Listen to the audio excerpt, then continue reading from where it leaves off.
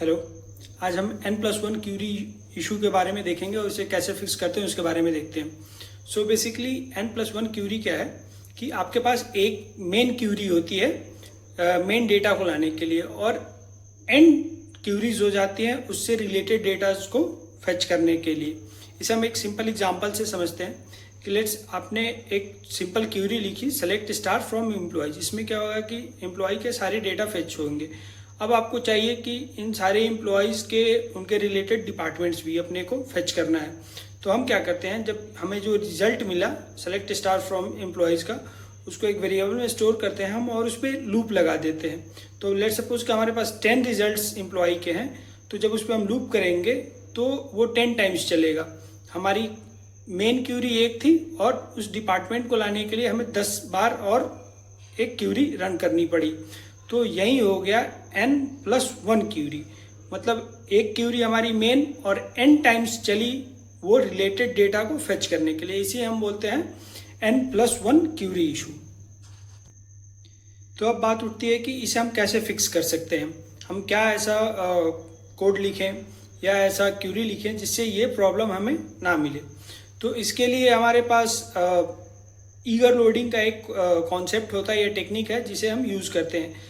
जब आप लारावेल में या नोड.जेएस में काम करते हैं तो आप किसी ना किसी ORMs के साथ काम करते हैं, ठीक है। ORMs क्या करता है कि आपको डेटा फेच करने के लिए कन्वीनियंट एक शॉर्ट तरीका दे देता है, और वो जितने भी उस टेबल से रिलेटेड जो भी टेबल्स रहते हैं उनका डेटा भी वो ईजिली तरीके से फेच कर लेता है। लाइक अगर हम नोड.जेएस की बात करते हैं, जब नोड.जेएस में आप MySQL के साथ जाते हैं डेटाबेस के साथ, तो उसमें आप SQLize ORM का यूज़ करते हैं। तो SQLize ORM जो होता है आपको एक मेथड प्रोवाइड करता है इंक्लूड। अगर लेट्स सपोज कि हमारे पास एम्प्लॉय और डिपार्टमेंट्स दो अलग अलग टेबल हैं, जब हम एम्प्लॉय का डेटा फेच करते हैं और हमें साथ में उस एम्प्लॉय के उस डिपार्टमेंट भी चाहिए होते हैं, तो हम उस क्यूरी में जो एम्प्लॉय मॉडल पे हम कॉल करेंगे तो साथ में उस इंक्लूड कर देंगे डिपार्टमेंट्स को। तो इससे हमारा क्या होगा कि वन टाइम में ही हमारा एम्प्लॉय का डेटा और उसके रिलेटेड उसका डिपार्टमेंट भी आ जाएगा। तो हमारे पास सॉल्यूशन है कि हम ईगर लोडिंग के साथ जा सकते हैं।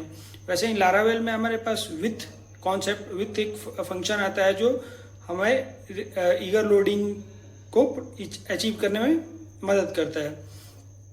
अब एक बात है कि ईगर लोडिंग क्या हम सिर्फ ORMs के साथ ही कर सकते हैं?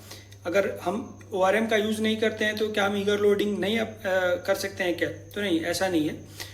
बेसिकली जो ईगर लोडिंग का कॉन्सेप्ट क्या होता है कि वो रिलेटेड डेटा को फेच करता है, ठीक है, इस कॉन्सेप्ट के थ्रू। तो रिलेटेड डेटा को हम मैनुअल तरीके से भी लिख सकते हैं। जैसे SQL में हम ज्वाइंस का यूज़ करते हैं।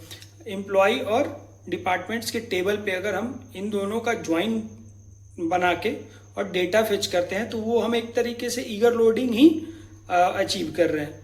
तो हमें मैनुअल ज्वाइंस का यूज़ करके भी ईगर लोडिंग को परफॉर्म कर सकते हैं, मगर ORMs हमारे लिए ज़्यादा कन्वीनियंट रहते हैं क्योंकि वो हमें एक शॉर्ट तरीका दे देते हैं, हमें मैनुअली ज्वाइंस नहीं लिखने पड़ते हैं। ORMs वो इंटरनली उस ज्वाइंस को मैनेज करते हैं और हमारे लिए हमारे क्यूरीज को काफ़ी ईजी बना देते हैं।